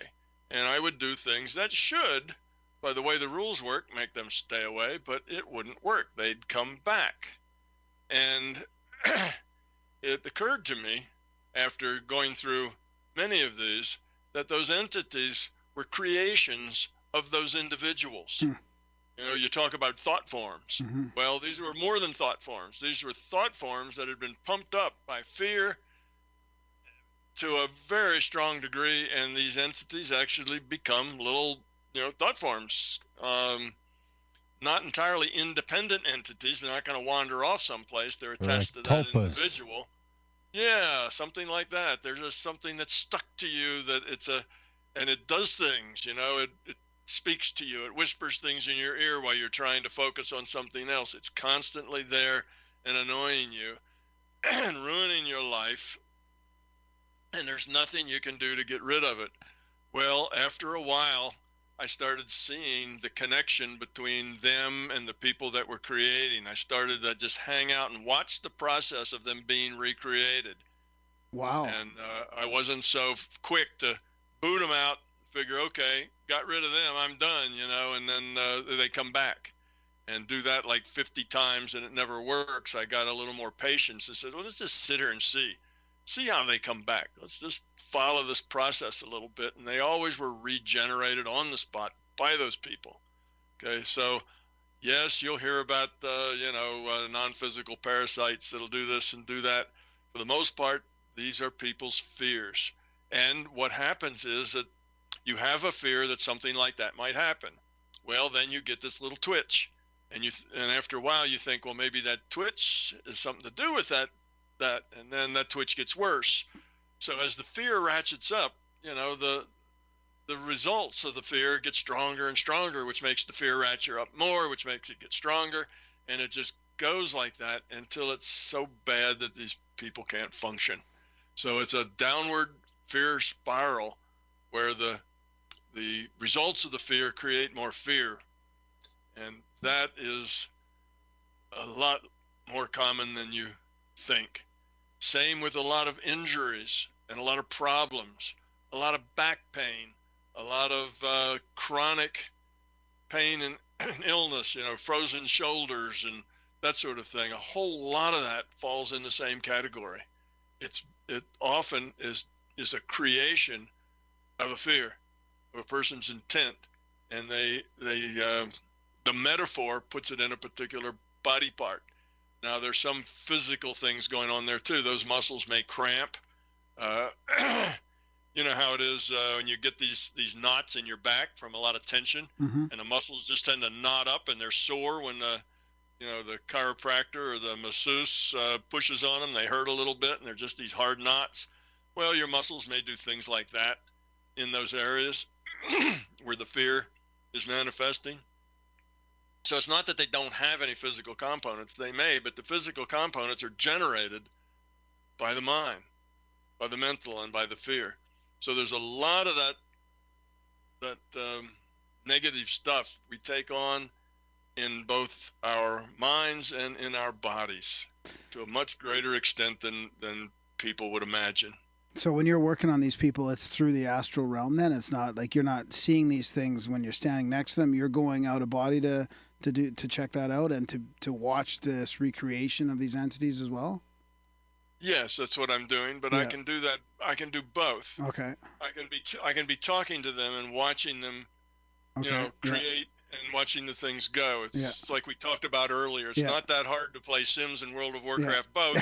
You're just not as good at either. Yeah. But you can still keep up with the games that way. And then so I can do both, but mostly I don't. Mostly I get these in email, and I go just look at the person and from a non-physical viewpoint to see what's going on, and eventually I'd say, and it's not all the time.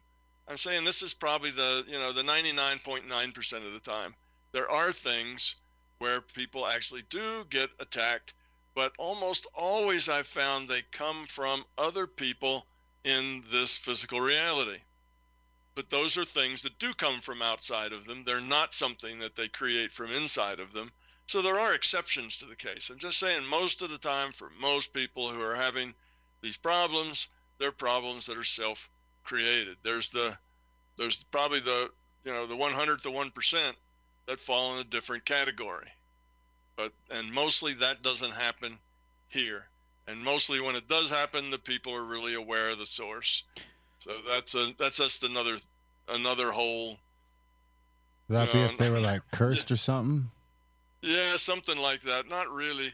It's more of a, you use your mind to heal, right? You can modify future probability to get rid of somebody's headache or to get rid of, other illnesses or a cancer or something. Well, you can use your mind to increase a headache, to give someone a headache, to give someone cancer. It works either way. Intent moves future probability. So if you're a frightened person, you tend to create frightening things. But if you are a person who wants to hurt other people, mostly that's because you want something from them.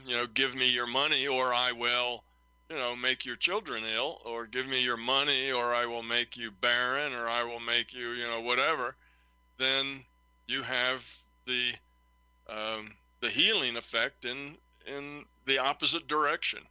And it doesn't take place in our culture very much. It's extremely rare here because in our culture, we don't know enough about the way reality is to even think that that's a possibility. We laugh at that sort of, voodoo when we read about it in stories. It's all made up and it's all nonsense. So we don't have that here. But people who come from other cultures where that is a well understood part of reality, they don't have that same thing. There are people who will shake them down, so to speak, with threats of bodily harm to them and loved ones if they don't give them money, and they have the ability to do it. So that's a problem. But in our culture, it's an extremely rare problem. Well, you could argue that the mainstream media is doing that with the fear porn that it's always. I mean, it's just a constant barrage of keeping people in that state of fear. I mean, that's happening. I would say that's kind of happening at that level. Right, and that's a lot of why we have such a low quality of consciousness, is this constant beating on the fear drums. Yeah. But why would people do that? A couple of reasons, but I think one of the main reasons is that if you know a person's fear, you can manipulate them. If you know what frightens someone, you can make them dance to pretty much any tune you want them to dance to just by manipulating that fear. So if you would like to manipulate people, the first thing you want to do is frighten them. Make them afraid. And if you can make them afraid, well, you've got them. You know, and it's not just our politicians that do that. Our advertisers do that. I mean, how many times have you watched a commercial where, you know, the guy is sent out to get the beer, and if he gets the wrong kind of beer, everybody's going to laugh at him and kick sand in his face. But if he gets the right brand of beer, all the girls in bikinis will all run over to him and hug him, right? Well, that's just trying to sow fear of being inadequate, of getting the wrong thing. And the solution? Well, buy that brand of beer, and now you won't be inadequate. You see, so advertisers are just like politicians. They would like to manipulate us to get money transferred from our pocket to theirs or their customers' pockets. And to do that, the main tool is fear. So look at the ads. Almost all the ads you see first try to create a fear of something going wrong or not happening right or a problem, and then they try to sell you the product. So that's the way politicians work too. If they can get a fearful country, they can manipulate that electorate easily. It's called propaganda. You know, that's the way it works. It's called advertising. You know, it's in many ways it's called religion.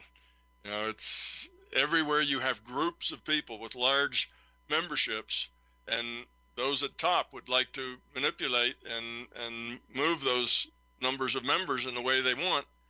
Well, the tool is fear. That's why we have hellfire and brimstone. You know, that's a little fear prod there so that people will do what you want them to do, act the way you want them to act, and raise your salary. So when you realized that those people were recreating their own entities when you were working on them, and they were going back into that state, were you then able to just to coach them out of that and explain that to them, and then did you see any results where they would actually wouldn't come back then? The ones that were open to that, yes, they became very successful and they could get rid of it over time. If they were open to that as a concept. Most people aren't open to that. You know, fear isn't something people want to face. Fear is something people want to run away from. They want to hide from. And it's very comforting to be able to blame something else, you know, for your problems. It's not me. I've been attacked by some non-physical slug, you know, that is draining my energy. Well, that takes all the blame away from you. You don't have to change. Nothing you're doing wrong. You see, that's a more comfortable place to be. All you have to do is complain about it and suffer. Mm-hmm. Well, if you happen to also be a bit of a person who likes to suffer publicly, or who needs excuses for, you know, why you can't continue on with college or whatever else because it's hard and you have this fear of failure, well, then it all kind of works out. So people like that, no, I don't have much success with them unless I can get buy-in at the beginning. Okay, I don't believe it, but let's just say that's the way it is. What do you want me to do? And if they work with me, then basically we almost always work out of that, and they can get rid of these things on that basis. But it's if they can't go there, then they just are stuck. Yeah, that makes sense. So it just comes down to like a belief thing at the end, almost the same as a placebo.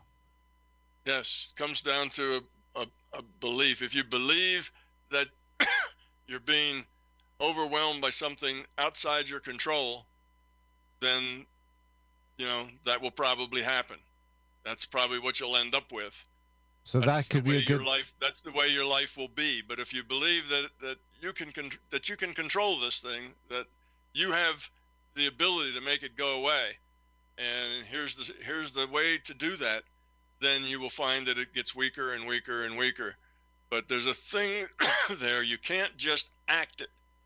You see, again, there's no power in acting. If you are really frightened, but you act like you have courage, if you put on your best courage face and beat your chest and growl and say, I'm going to get it and all this sort of thing, but really at the core of you, you're still frightened, then it's not going to work. So it has to be real. The intellect doesn't carry much power. Can you fake it till you make it for a little while? I mean, that could be a path towards that. Or practicing your imagination. I was thinking, like before, if you could go there, and you're just imagine that you're telling it over and over again. You just in your imagination, fuck you. Well, I wouldn't. That's not really loving. I think he was talking about hugging it. Oh, you don't want to. Right. Well, different strategies work for different people. Sometimes the idea is to be belligerent back. Yeah. It depends on the personality you're working with. Right. Sometimes that's the wrong thing to do, because if they get into a fight, it ends up making it worse. Yeah. Rather than better. So it just depends on the personality that you're dealing with. Try love Sometimes first. Pushback is good. Yeah. It always seems so many episodes seem to come back to love. I know, it's crazy. So we don't want to keep you too much longer, Tom. Do you have any other questions, Darren, at all? I mean, I'd like to give Tom an opportunity to talk about to sort of swing back to his experiments that are coming up and when those are gonna come to fruition, and then I mean, we could go deep into a whole bunch of things. But do you have any other questions? What's like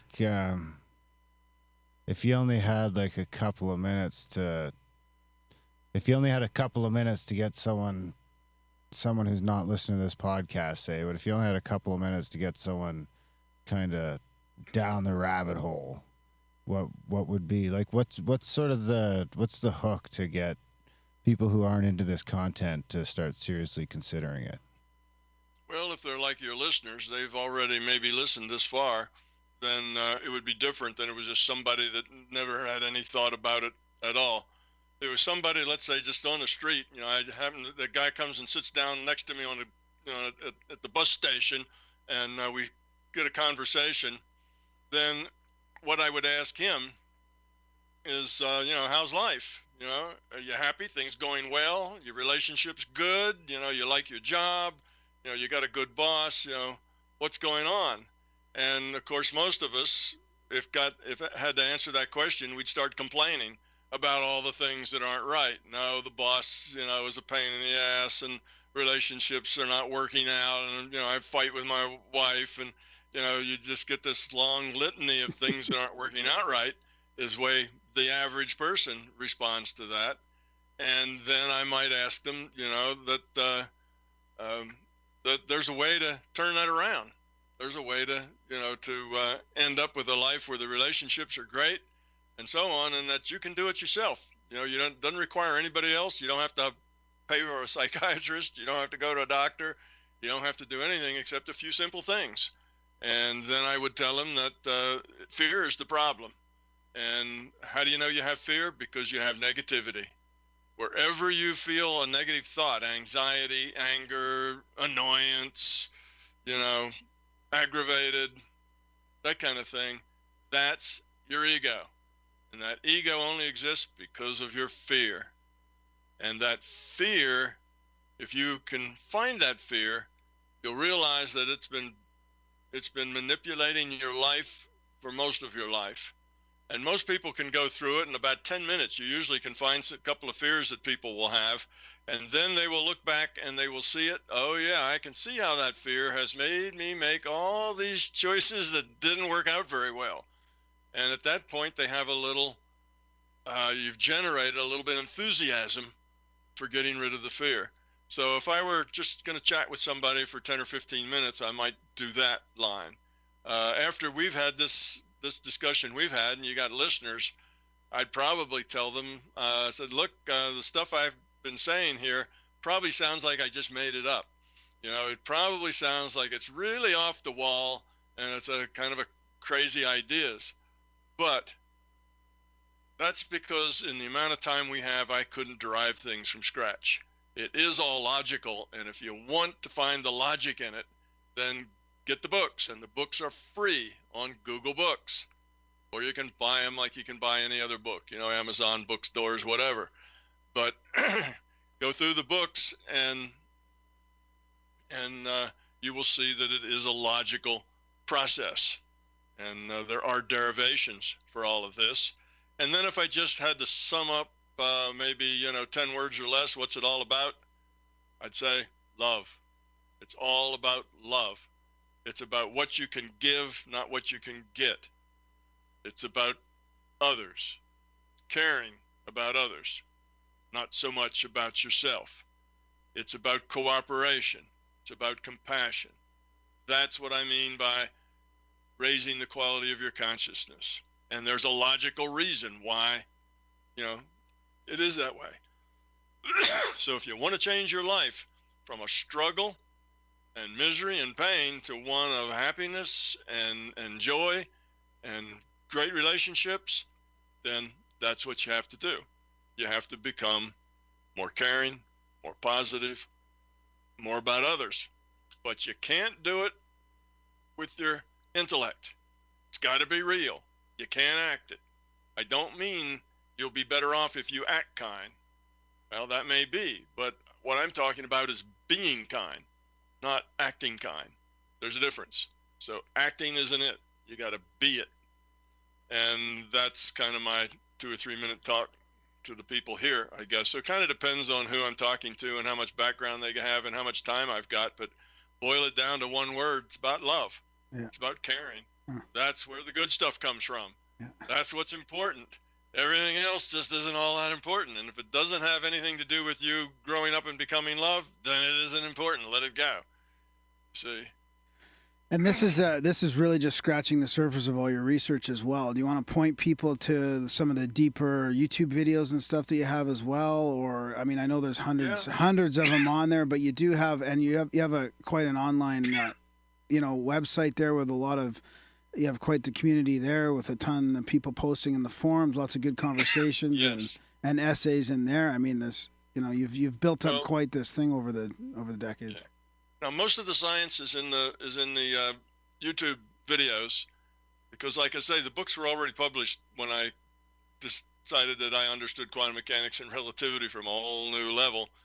I put some of that back in the books, but just a little. I don't want to scare people away. These books are already full of logic and very fat, and I don't want to make them any scarier by making them full of physics too. So the books are meant for just lay people. Don't feel like you can't read the book. Second place to get information is from YouTube. I've got over 500 videos, and probably most of those are like an hour and 2 hours long. So it's a lot of videos there. It's pretty intimidating. But look for there's a workshop that I did in Calgary in 2011. That's a really good one. Did you know that we're in Calgary? No, I didn't know you were broadcasting from Calgary. Yeah, I've been to Calgary 3 times. Oh, nice. Yeah, I wish we would have been at that 2011 one. It was probably just before I moved here, yeah. That's a good one. And there was an update of that one that I did in Marseille, France, that went over similar material, but just a little better metaphors, a little smoother presentation. And but that one's a little longer, because that was Friday night, about 4 hours, and then all day Saturday, all day Sunday, and I think maybe even some of Monday. It's a long one, but it's very, it's a good, one over the world for us explaining everything. And then I've got some short ones. The last year, I've tried to put up a lot of 15, 20-minute ones, half-hour ones, even some that are 4 and 5 minutes, just to hit key points. So you can find some of those in the more recent times. If you want to find out about the experiments and listen to that lecture where I gave all these experiments, that was in 2016. It's called MBTLA. MBT as in my big toe, MBT-LA as in Los Angeles. And then I think after the LA, there was a 2016. But if you go to my YouTube channel and search on MBTLA 2016, you'll get this talk. Now, it did go for 2 days, but the first day was all about the experiments. The second day was, why should I care? All right, why should I care about a bunch of physics experiments? And then I relate the physics to life and love and caring and the rest of your life. So that's the 2 days. Now, on the ones that are called workshops, like the one in Marseille and the one that we did in Calgary, Calgary in Canada, and probably a dozen others, they all have something neat at the end of them that your listeners might like. And that is, I do some lecturing, and we do some exercises on going out of body, on healing, and on remote viewing. So if you go get those, you can do all those exercises, all the healing, everything that we do. You can just do them with me, as we do them with the audience, and just say, I'd like to see the health body of that person as they were, in such and such, whatever the date is on it. And you'll get the answers, and you'll be able to check and see whether you diagnosed them right. And you'll be able to get the targets. And at the end, I show pictures of what the RV targets are. So if you just like to practice and like to get some theory of how does that stuff work, how does remote viewing work, what are the to-dos and the not-to-dos? Same with out of body, same with remote viewing, and so on. If you'd like to get that little experiential talk, then any of those workshops will work. And that way you can do all of them, and every one you get a whole new set of remote viewing targets and healing and diagnosis targets and so on. So if that's the thing that interests you, then I would go there. It's always on the last day. Usually it's a Saturday and a Sunday, and Sunday we do experiential stuff, and then usually have a big Q&A afterwards. Nice. But there's no Learn Kung Fu workshop yet. No, a series where you can actually see where there's some indexing going on, and that is the things called the fireside chats. The fireside chats are put up by a guy in Germany called Oliver, and if you go to www.matrixwissen, that's MATRIXWISSEN. Of course, Germans pronounce W's as V's, so it's pronounced Matrixwissen. It's a W.de. If you go there and get into his part of the stuff that does my work, he's actually, because he hosts those fireside chats, he has taken every fireside chat, and we're on like number 44 of these. Each one lasts 3 hours, so there's 44 times 3 hours worth of material there, and every hour, every one of them is broken down by subject in his website. So if you go to his website, you can go through years worth of fireside chats and just pick out the subject material that you want, and it'll tell you which chat and at what time stamp you can go to just get that part of the discussion. Nice, and I'll put that link in the show notes as well. So, and when do you plan on finishing those quantum mechanic experiments that you're talking about? Well, like I say, we're putting out the request for information. And that's going to be followed by a grant application, request for grant applications. And then we'll do negotiations. And then we'll have our physicists on board, in our lab and our university. And we'll start doing the experiments. The experiments shouldn't take a real long time to do. But of course, you never know. The physicists that are the best ones may say, I'm really busy now. I can't get to it for 6 months. You really don't know. So I'd say that we could have them done over the next year. I'm hoping to have them done over the next year, but until you get into it and actually deal with real schedules and people and time and equipment, it's really hard to say. But they're in the near future. Okay. We're working on them. We finally got the funds to get it done. Money talks everywhere. Yeah. You walk into a university and say, "Hey, I got these great experiments. Would you like to do them for free?" Yeah.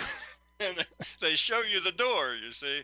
But if you come in and say, I can pay for them, well, it's a different thing altogether. So we're hoping to get some good scientists lined up to do these and get started as soon as we can make it happen, which could be 6 months or more, just depending on, you want the very best people. Those people tend to be the very busiest people. Yeah. And you often have to wait for them. So it just depends. Well, we'll keep an eye on the progress on that for sure. Are you coming to Canada again anytime soon? I'm going to be in Canada next week. Nice. Calgary? No, I'm going to be in Vancouver. Nice. So close. Right. You have to let us know if you come to Calgary. Yeah, we'll for drag sure. you out to the studio. We'll come. Yeah, we'll bring a crowd of people to see you. Yeah. Yeah, well, that'd be neat. Yeah, Yeah. going to Vancouver. I think it's really the 28th, I believe. So what's that? 10 days or so. Yeah. Are you speaking there, like actually lecturing and stuff? Or? Yeah. Yeah. Well, I'm going to first. I'm going to some kind of little event on an island that's off of Vancouver, not Vancouver Island, but Bowen Island. Hollyhock. Hollyhock. Yeah.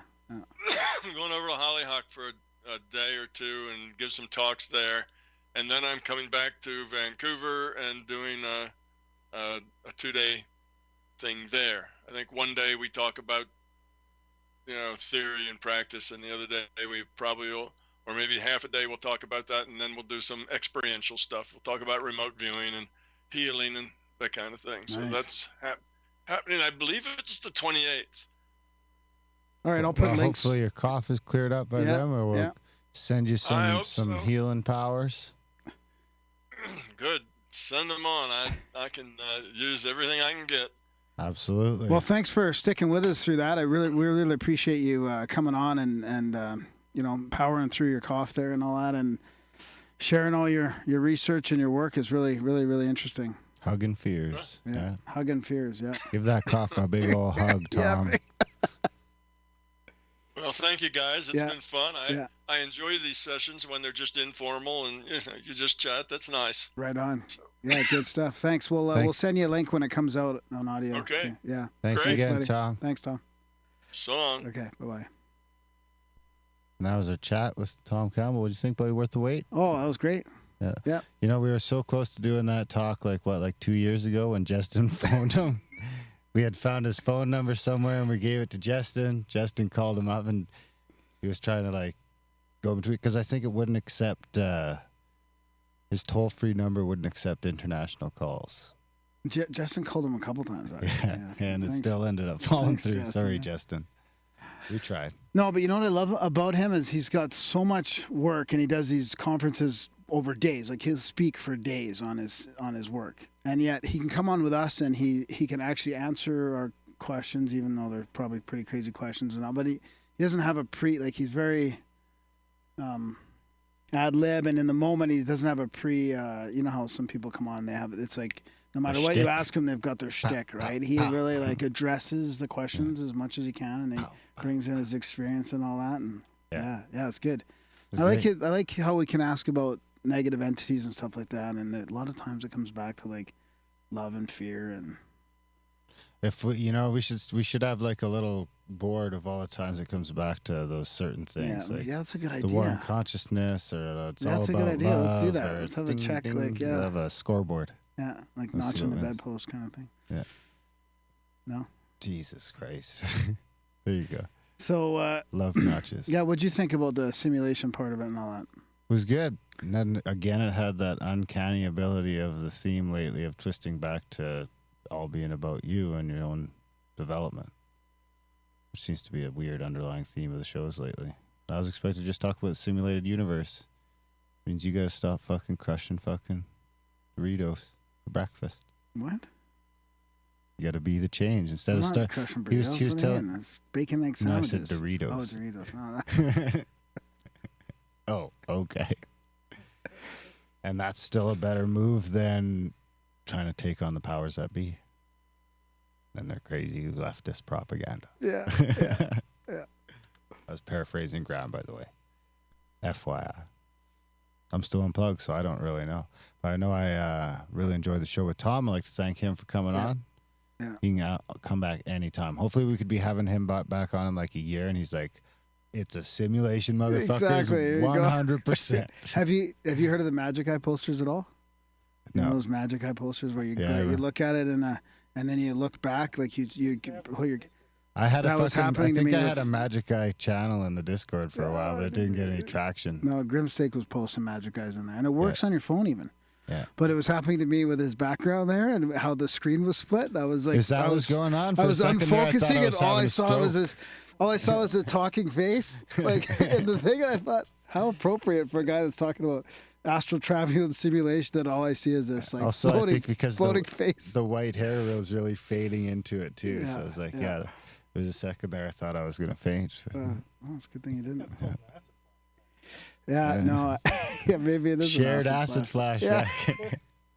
So yeah, big thanks, Tom. Big thanks to you guys for listening. Do head over to grimerica.ca/support. Help us keep going, having these crazy conversations without any advertisers or sponsors or any other crap we got to put you guys through. And help us try and get to that 1%. Grimerica.ca/support. Sign up for monthly, weekly, yearly, or head over to the Patreon if you don't like that, or you know, then you get access to those extra shows and the black budget stuff, and everyone feels a little better, and you get some colors in the chat. Yeah, we can't do without people's support, really. I So mean, you we can don't see like there, to your beg support for it, of the but Grimerica show makes the world a better place. that's right, exactly. From our Love guest increases himself. the It love. increases the and love. what is he called about the consciousness? The level Shared. of consciousness. The or- level up. yeah, Level up, bitches. I love all the D&D style things there, leveling up and an elf in the That's World what of you are. You're in Warcraft. D&D on, the it's whole just time? like, The D&D's Yeah, even- different though, because even you the do dream, have, like practicing in you the do dream. have this weird fucked up free will in D&D world. Well, Brody took us through a dream world the other night too. It was Okay, really okay, funny. okay. Then he Now starts wrap it- talking about it. It was really Wrap funny it up. Wrap it up. because we started talking about whether you can affect reality through your dreams. Like if you practice something in your dreams, like if you Keep D&D out of the show.